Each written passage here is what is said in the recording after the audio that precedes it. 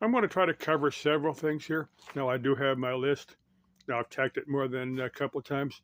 Now, I'm going to start off with payphones from that video from that Sidetrack Adventures. Steve had the Mojave payphone. Now, I'm going to post that number later. I'm going to download the video. I'm going to post it, the phone number, and the person that it was somebody that was following that phone that had that when the number was retired, he actually bought the number and he's still paying for it. No landline number that I guess he's just transferred it to a cell phone, and will. I don't know what's motivating this guy, but apparently he's sending out text messages saying about returning. I don't know. So I'll have to. I'll get the number and I'll call it myself because I'm a bit curious.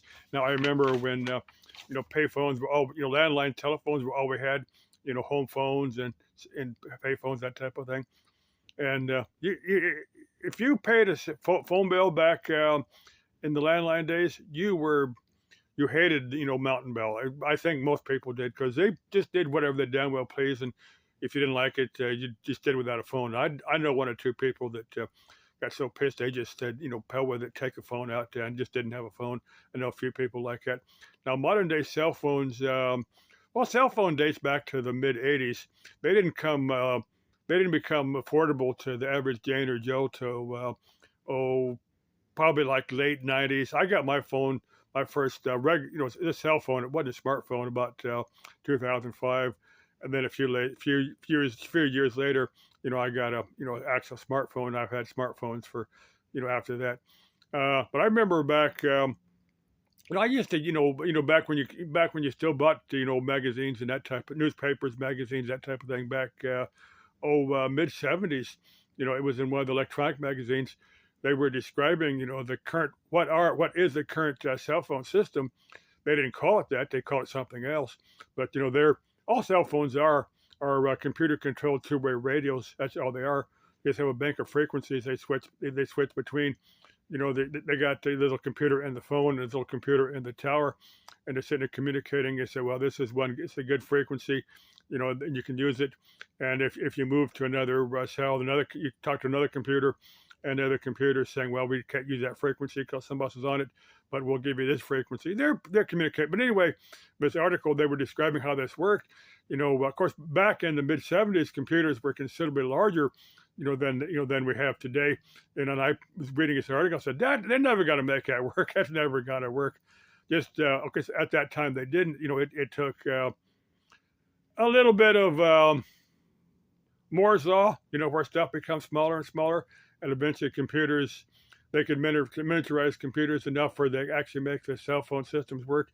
If you saw the earliest, those Motorola, what they call the brick, which is roughly the size of maybe two or three small bricks the Motorola phones.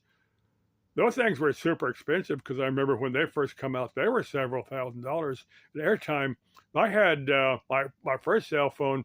I had a track phone, and they actually worked pretty well. I was like about 2005. I had a track phone for about 3 or 4 years, and they actually worked pretty well. But you end up spending all your money on air cards, for the time on the phone. And I got to thinking, if I'm going to do that, I might as well just go with a regular carrier. And I found Cricket. Now, at the time, Cricket was one of the few companies that you could just you could buy the phone outright, and then excuse me, you could buy the phone outright and then pay for it month by month. A lot of people were getting locked into 2-year contracts that they just completely hated. So I just didn't really want to do that. And I went around and I found Cricket, and I went with Cricket. I've been with Cricket since I don't know, quite a number of years. Let's see. Let me get to my next thing. It's a job I did up in an attic. Now these are not related. They're just stuff I come up with on my list. Now this is many years ago.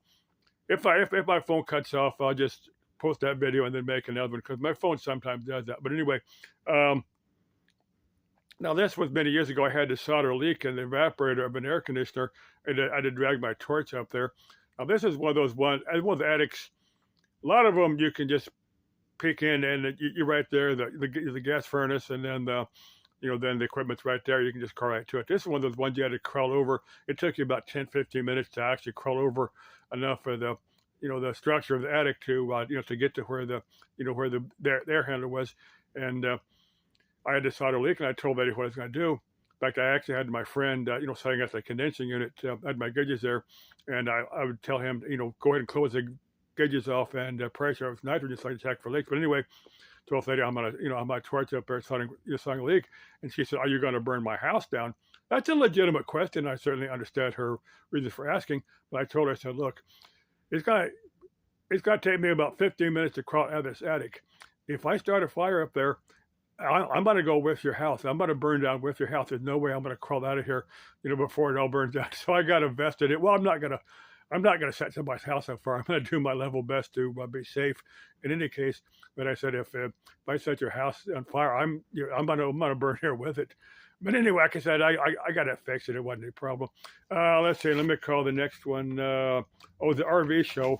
Now, they periodically have these RV shows at for the Cardinals, State Farm Stadium.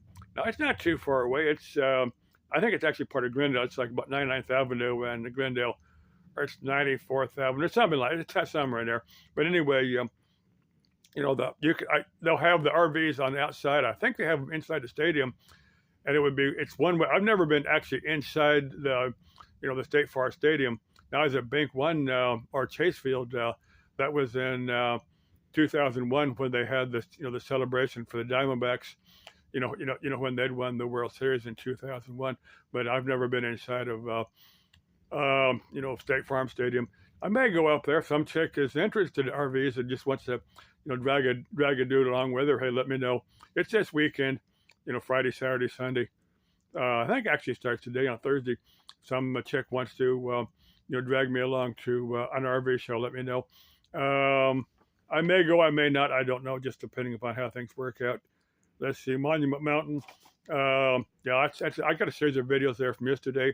I'm definitely going to go back down there in the foreseeable future. Take my camera, set a hiking pack. I definitely need to get a hiking pack together so I can carry my camera. My camera is just a little too bulky. My cell phone I just toss in my pocket. My camera, it's not real big, but I like to put it in a hiking pack with a bottle of pop, so I got something to drink if I'm going to have extended time up there. I didn't have any pop or tea or anything with me. I could just put just a pint of tea in a thermos and put that in my hiking pack, one or the other. Let's see, park. That's not Estrella Park. That's like Friendship Park or Alomar Park or Fiesta Park. Yeah, I'm going to go back down there in the foreseeable future. Again, if there's some chick around here down in the Goodyear area that just, even if you got older kids, want me to watch them for you, hey, let me know. Just go down there and have some fun. Let's see, there's another park where the antique tractors are. There's 2 or 3 of those. I need to look those up. I need to get some videos from some of the places that have the antique tractors. There's one place, last time I went through there, was like 83rd Avenue and Peoria, in the city of Peoria. I just remember driving past it, as I was going to somewhere else. Generally, when I'm past these places, I'm in a hurry to get someplace else, so I don't have time to stop there or on the way back. And it's usually 120 degrees, so I don't feel like cooking my brains out in the sun any more than I already have, because my brains are already fried from being out in Arizona sun. So, but it's nice now, so I need to look up 2 or 3 of these places and hit them up. Next thing, Slogger Music. Now, Thursdays, when they introduce this one channel, it's like Slogger Top 20. If you search here on YouTube, type in Slogger, SCHLAGER, Slogger Top 20, this site will come up. Now they introduce the new videos, the new weekly. It's at 1900 UTC or CET, Universal Time or Central European Time, 1900. There is like 11 o'clock. It's 1100 hours, Mountain Standard Time here in Arizona. I don't know why I'm including in this, because most people here probably aren't interested in Slogger music. If you are, now, you know what American rock music sounds like.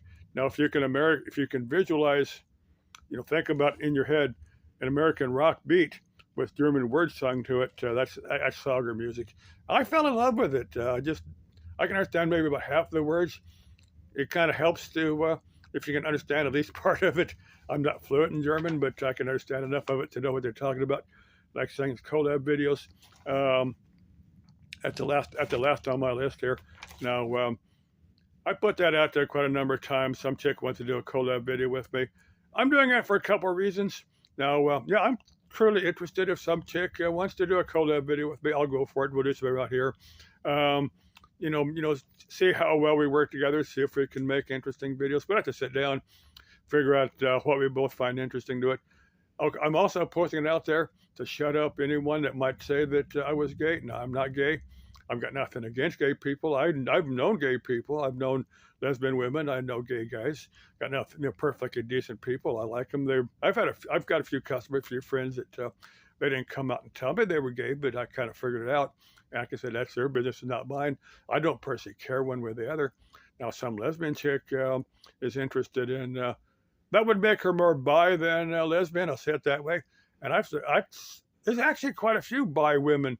Actually, quite a few women that swing both directions. I got no problem. I've had girlfriends that, again, they didn't come out and tell me, but I kind of figured it out. But I said that's their business. Actually, being a girlfriend, it makes it my business, but I didn't personally care. That's just the way life works. There's a lot more bi women than anything else. I'd say about 60 or 70% of women are probably bi. They may be actively or just kind of be attracted to women just because that's the way life works. Got no problem with, like I said, a collab video with me. If some chick wants to do a video with me, we just go out and see how well we work together. We see if we can make interesting YouTube videos. You don't have to have a YouTube channel, just an interest to join up with me and make a video. Okay, I'm actually going to cover one more thing. It's for Jonathan. Now, he's commented on some of my videos. He's perfectly welcome to comment on my videos. Now, I've run out of things to suggest to Jonathan. Suggested this stuff, things that he might video in his part of the world. Maybe he's close to Indianapolis where the 500 track is at, or maybe he's in some little remote backwoodsy town that has got some interesting people, some interesting things he could put on YouTube. He doesn't need my help for anything like that.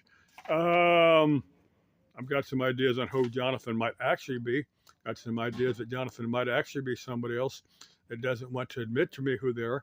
Now, if that's the case, that's fine with me. If you want to hide behind another name, that's fine with me. But at some point in time, I think you're going to come out level with me or whatever. Anyway, love y'all. Let's keep life interesting. Let's keep life exciting. Das Leben ist ein Abenteuer. Say la vie.